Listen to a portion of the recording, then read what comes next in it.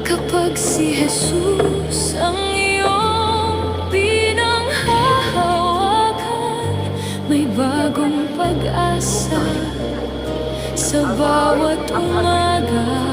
Sa Kanya lahat ay posible. Pag-ibig